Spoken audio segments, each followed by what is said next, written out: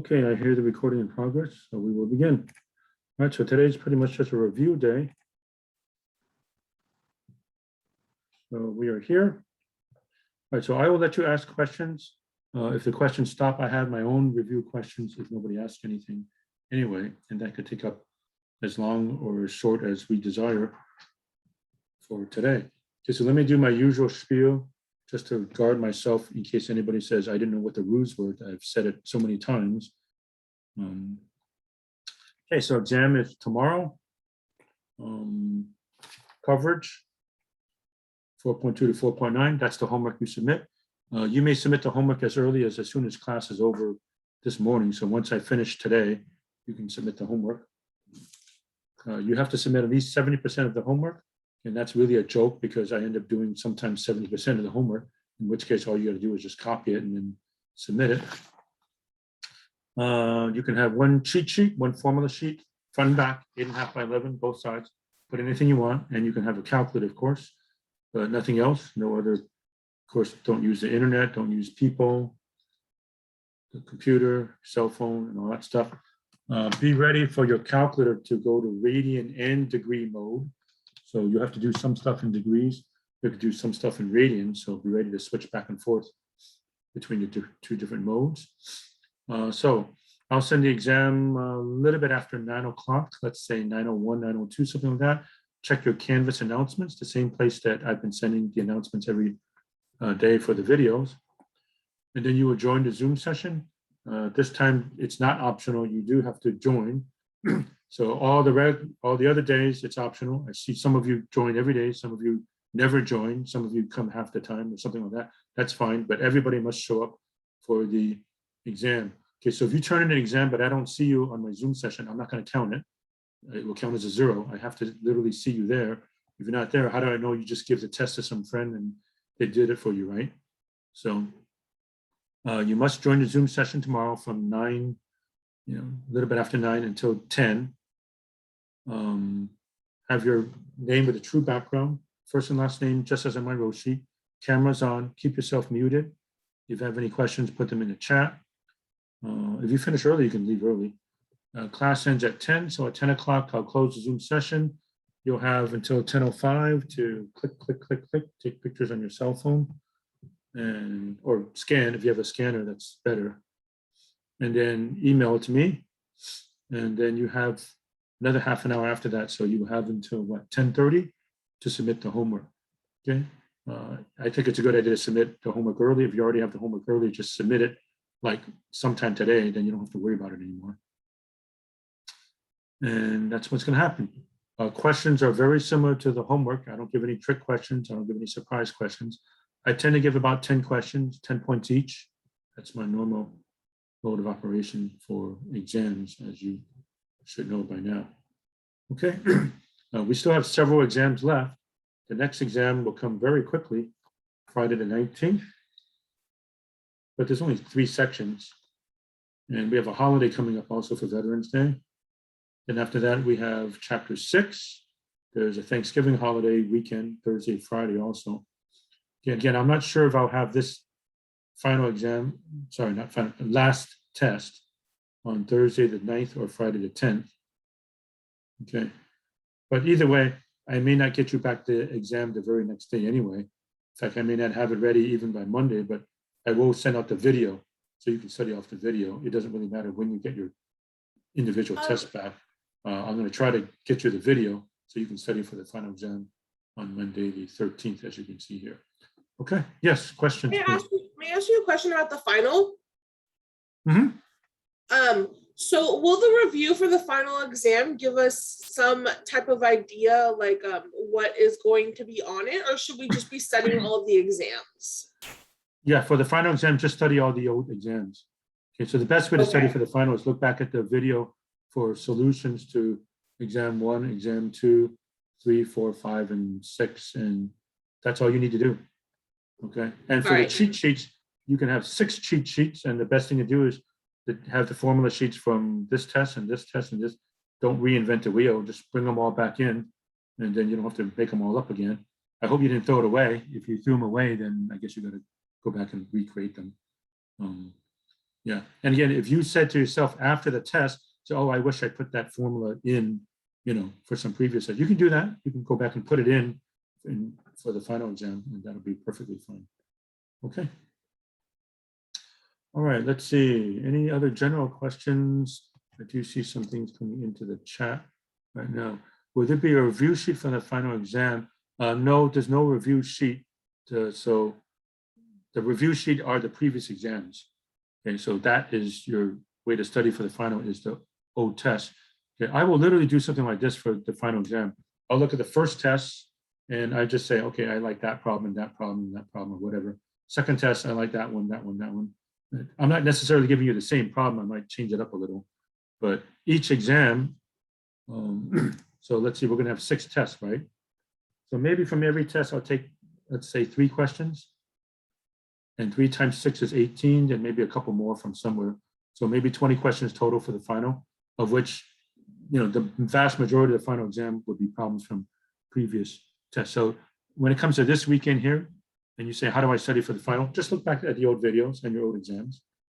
Okay, again, I may not give you back your individual test, but you will have the video for that. So just study the video for studying for the final. So like the final will have the similar, like the same ideas, but like different numbers and different like things like that, right? So the final exam will exam. have similar problems, maybe the same question, but they don't have to be the same, just modifications of questions from the previous tests. Thank you. All right. Okay, anything else before we start reviewing for tomorrow's test right here? So reminder, everybody has to show up for this one. I realize every day to day, it's optional. Some of you don't ever join, you just watch the video. That's fine, I let you do that. But for the exam, you all have to show up, as you know. I have to repeat that because it's been a long time since we had a test. It seems like about a month because trig just takes so long. Any other general questions? Okay, I'll take questions specifically now, and if nobody has anything, I'll do my own review thing.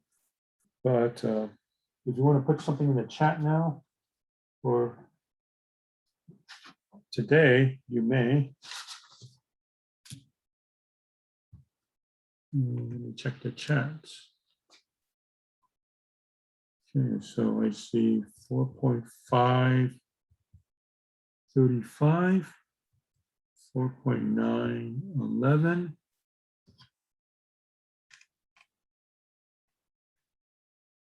4.9, 3 and 19, 4.5, 35. And if I miss a problem, just put it back. It's hard for me to read the chat and do the problems and come back to the chat. So sorry. So if I don't get to your question, just ask again. 4.451. Okay, that'll keep me busy for a while at least. Okay, so let me try to start with that.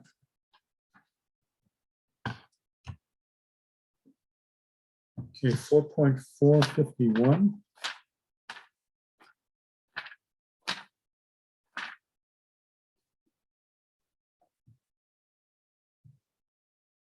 Okay, this thing, sine of t is blah, blah, blah, find a sine. Okay, so 4.451.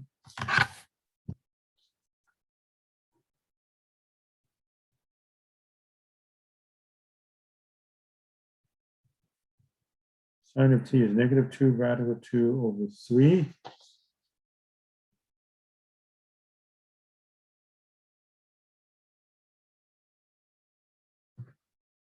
Cosine of t is 1/3. Okay, so on my unit circle, x coordinate is 1/3. So I go 1/3 of the way over, come down here. So here's 1/3 -2 radical 2 over 3. So how about I'll call this angle t, looks like a negative angle.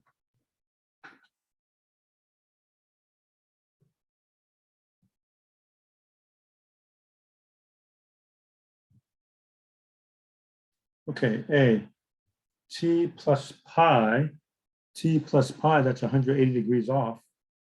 That's going to be over here.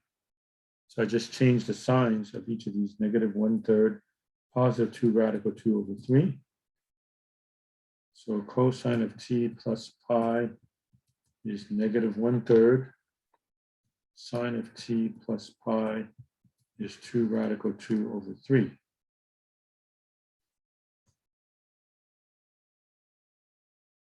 Right. Can't seem to find it. B, negative t puts me over here. I'm in the first quadrant. So both of these are positive. So cosine of negative t is 1/3. Sine of negative t is 2 radical 2 over 3.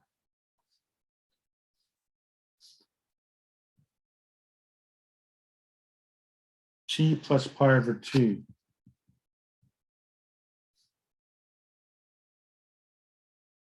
Okay, so I add 90 degrees. That lands me here. So by symmetry, I just reverse the x and y. Okay.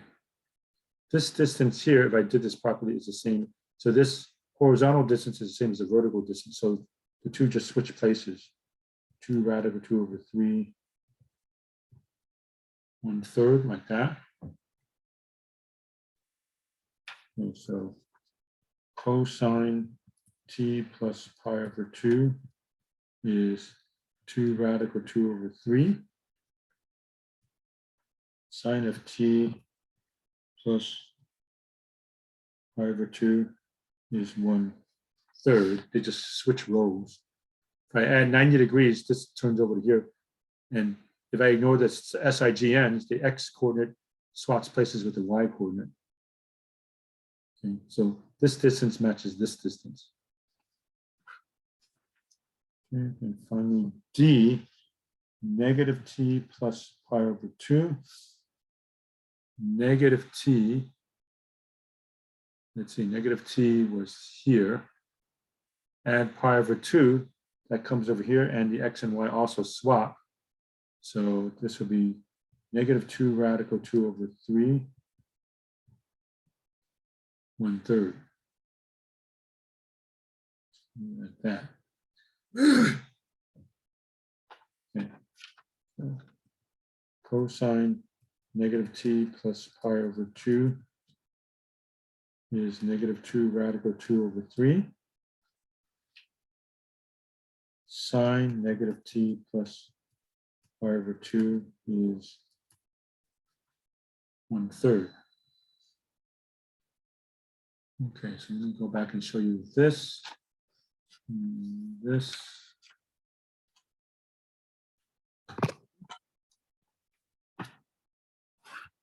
I have a quick question.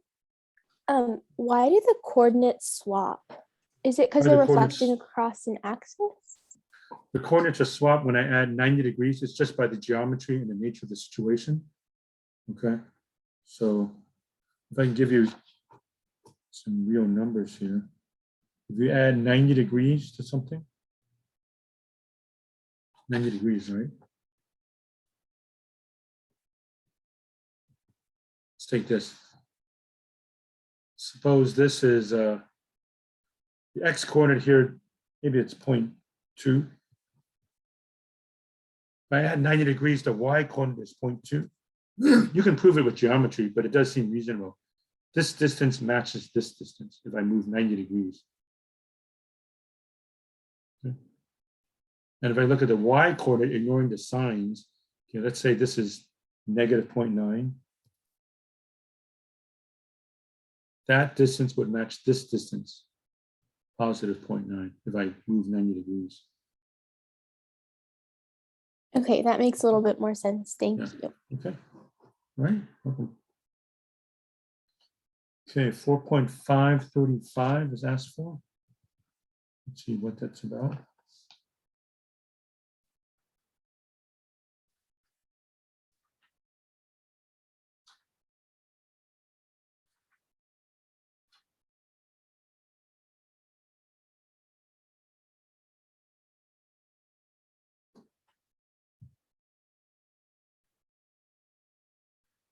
Find the smallest positive values of t for which blah, blah, blah is 0, attains a maximum value, attains a minimum. Okay, so let's just see what's going on here.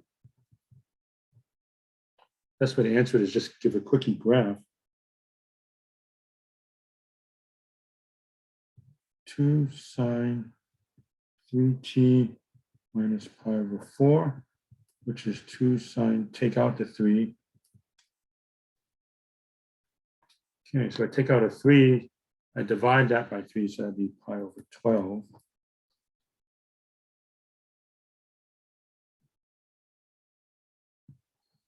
Okay, amplitude is 2. Period is 2 pi over 3. And it's a shift pi over 12 to the right. So for one period, I would normally go from 0 to 2 pi over 3, but I have to add pi over 12, which is pi over 12. Let's see. That would be 8 pi over 12 plus pi over 12, 9 pi over 12. This is one period.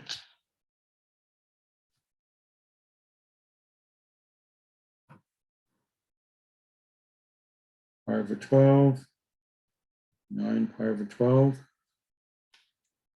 Cut that into 4s. 3 pi over 12, 5 pi over 12, 7 pi over 12, 9 pi over 12. Yes, I could reduce the fraction, but I don't think I need to here. 2, 1, 2. Let's see, we have no vertical shift. So we go 0, maximum 0, minimum 0. Something like that.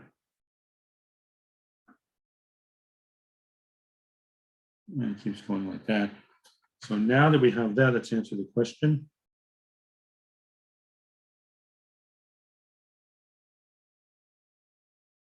So part A, smallest positive value for where the function is 0, that's here. So pi over 12.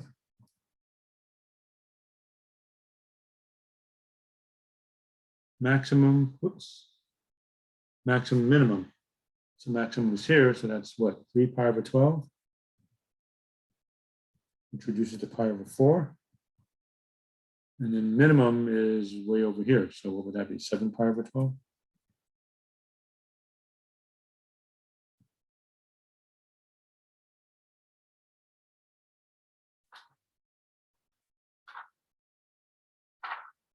Okay, then 4.9.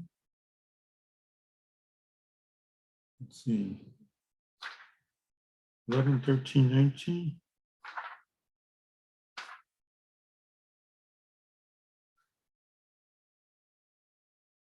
11, 3, and 19. Okay, maybe I'll just go in order then. 4.9, number 3.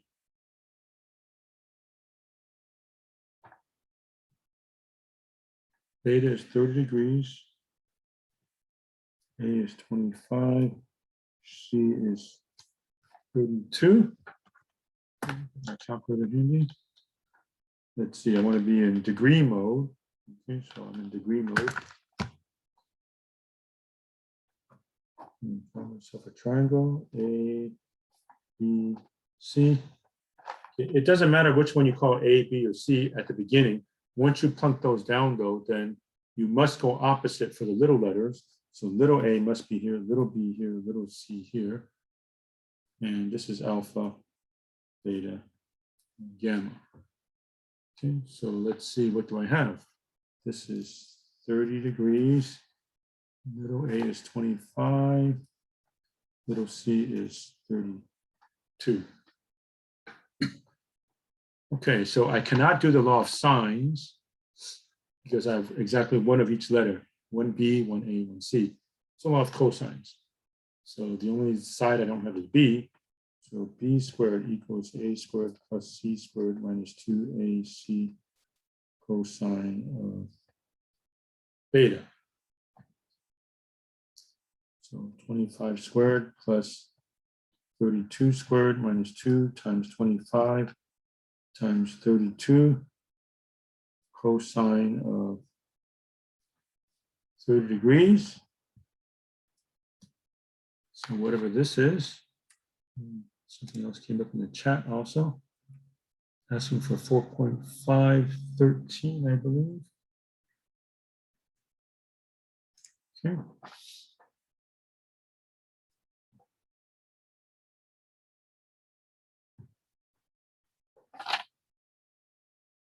Okay, so what is all this stuff? 25 squared plus 32 squared minus 2 times 25 times 32 times cosine of 30. Double check that I typed it in correctly. I think it's always a good idea to double check that you typed it in correctly because one digit wrong messes up the whole thing. 263.359 and so on. Hit the square root button. 16.23.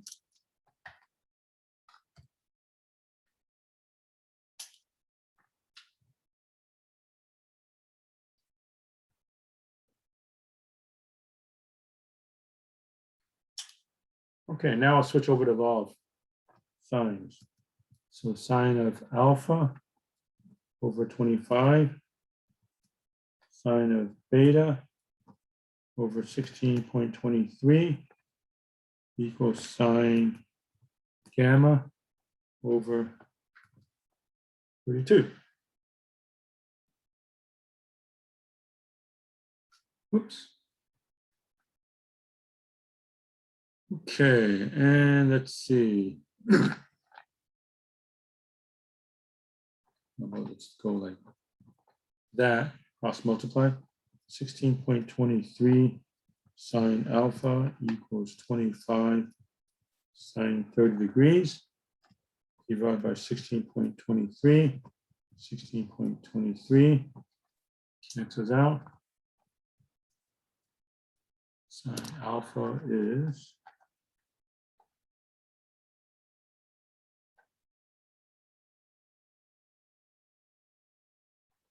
answer 0.77025, whatever. Get inverse sine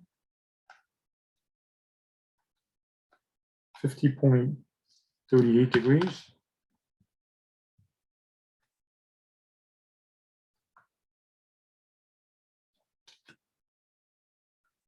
Now you might say, what about if I go 180 minus that, the second quadrant angle? That cannot happen in this particular case, because that would make that the largest angle, but the largest side is 32. So I don't have to worry about that ambiguous case.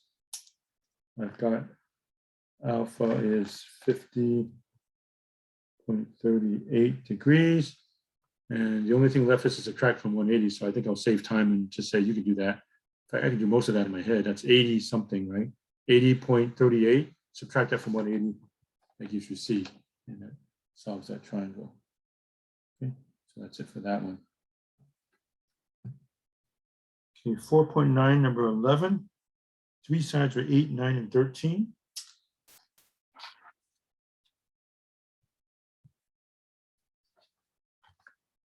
A, B, and C are 8, 9, and 13.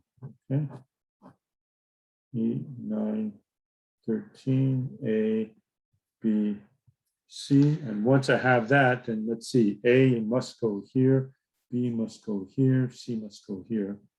Alpha, beta, gamma. Okay. Good. Usually the best thing to do is to start with the largest angle with the largest side, because then I don't have to worry about that ambiguous case of the law of sines that I mentioned. So let's work for gamma, largest side. So 13 squared is 8 squared plus 9 squared minus 2 times 8 times 9 cosine gamma. 169 equals 64 plus 81 minus 144 cosine gamma. 169 minus 64 minus 81. 24. Equals negative 144 cosine gamma. Divide by negative 144. Negative 1/6. Inverse cosine of negative 1/6. 99.59 degrees.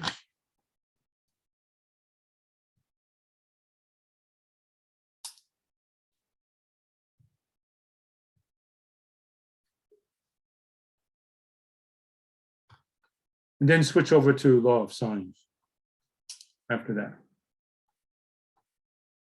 Okay, so sine of alpha over A, so sine 99.59 over A, which is 8, equals sine beta over B, which is 9, equals sine gamma over, whoops.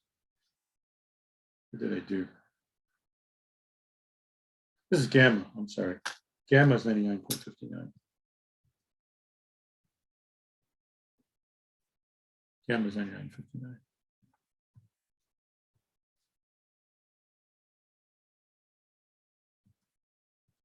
$99.59 over, what was it, 13?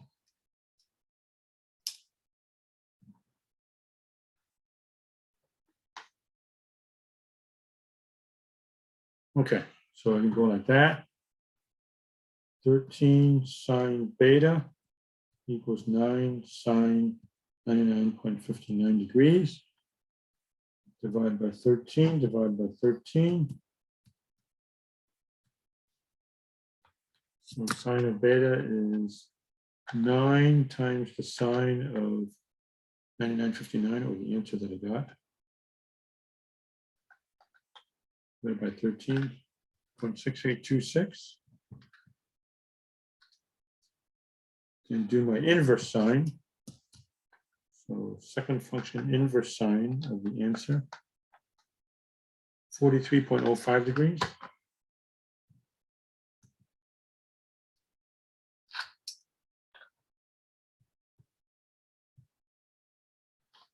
And again, I don't have to worry about the second quadrant angle, because that would give me an angle that's bigger than 90 degrees.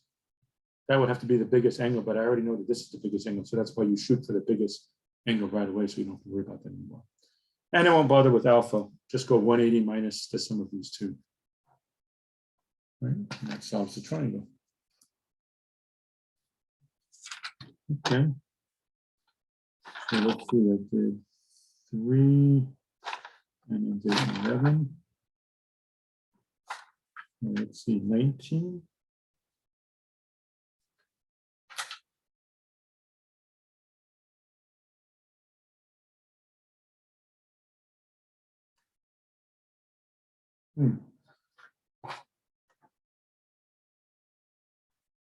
I don't think I want to do 19. It's too long for our purposes. 4.9. Yeah, I thought I skipped it. 4.919 wasn't even on a sign list, so don't worry about that. Let's skip 4.919. 4.513, and then I think I would have caught up. 4.513. Time is it? 9:40. I think we're okay.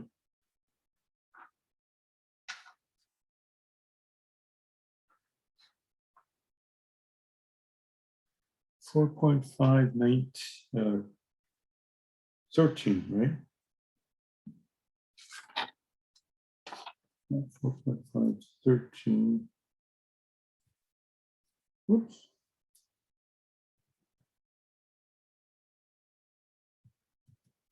-1 plus 2 sine 2x minus pi over 2.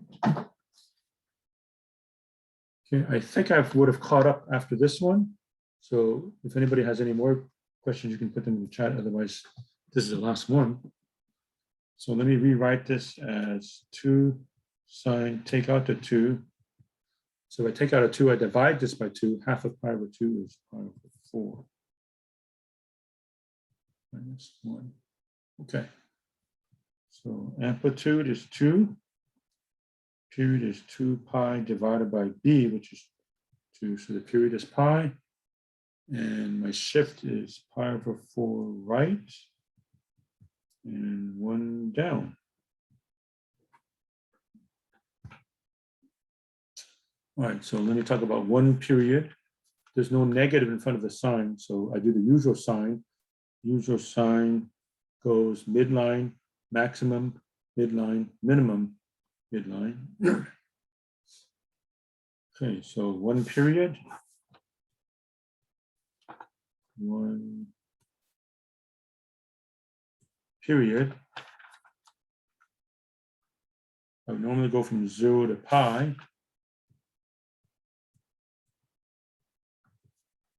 But since I have a shift of pi over 4 to the right,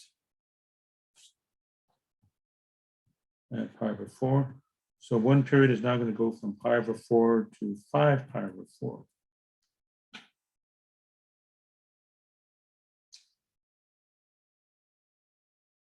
And then the range. Normally go from -1 to 1. The amplitude is 2, so I multiply by 2. And then it's a shift of 1 unit down.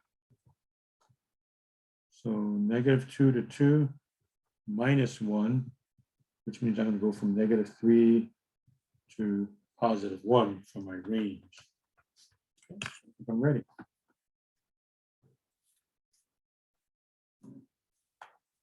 So 1 period is from pi over 4 to 5 pi over 4. 1, 2, 3, 4, 5. Pi over 4, 5 pi over 4, 2 pi over 4, 3 pi over 4, 4 pi over 4, 5 pi over 4. 1, 2, 3, 1. So shift down 1 unit means my midline is going to be y equals -1. Okay, then I just do the regular sine function, which goes midline, maximum, midline, minimum, midline. So that's 1 period.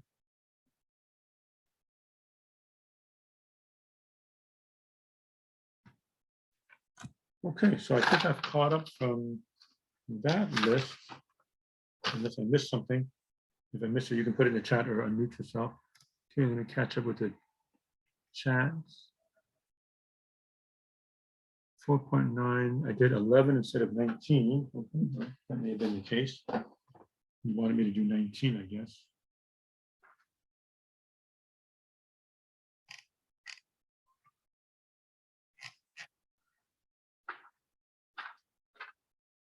$4.919.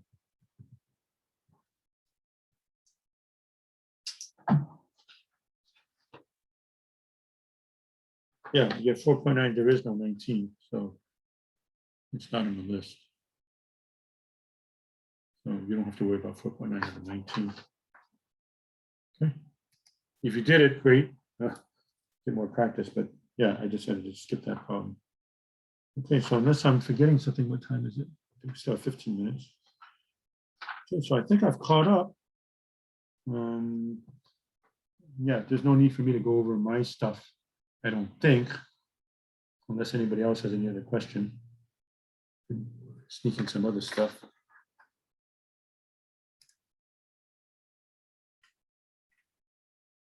Okay, then let me show you other things. Some of this might be review,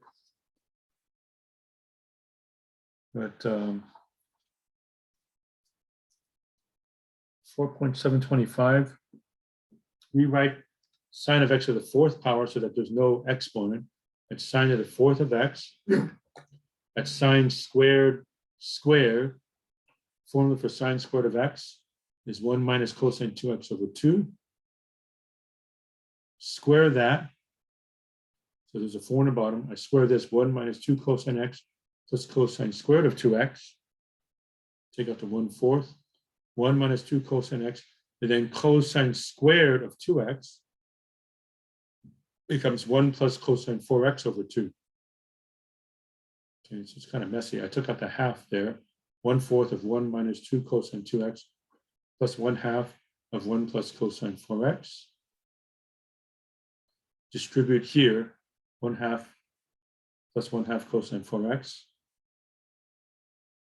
And then what did I do here? Yeah, 1 plus 1/2 is 3/2 minus 2 cosine 2x plus 1/2 cosine 4x.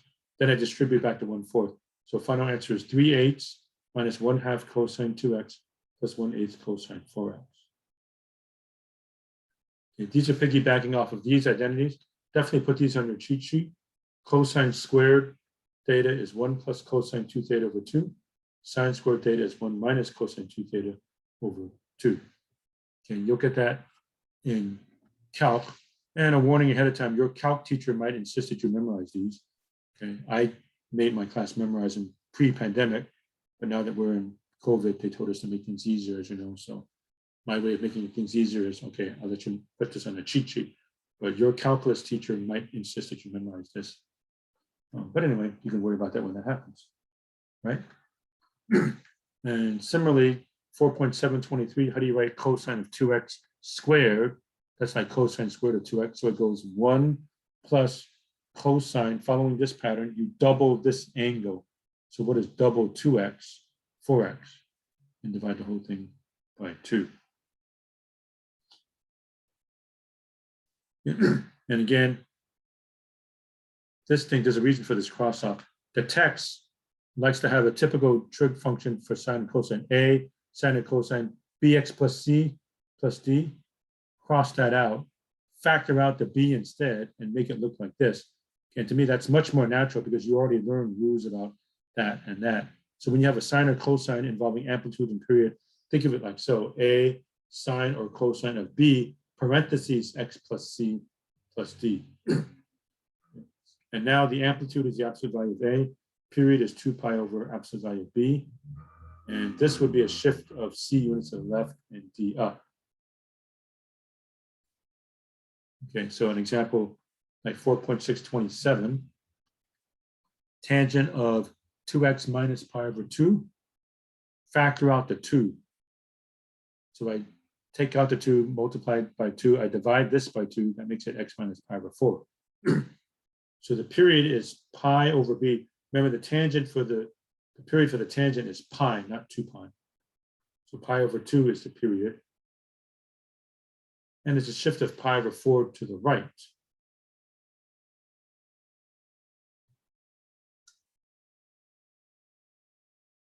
Okay, and then you just go from there. Tangent functions tend to look something like this. So what I do for the tangent is I straddle 0. The period is pi over 2, so I go half of that, pi over 4, left and right. Okay, and the tangent pattern goes 0 in the middle, quarter of the way you reach 1. Sorry, 3/4 of the way. 1/4 of the way is -1. And this whole picture gets shifted pi over 2. Pi over 4 to the right. So negative pi over 4 moves to 0. Pi over 4 moves to pi over 2. And the graph ends up looking something like that.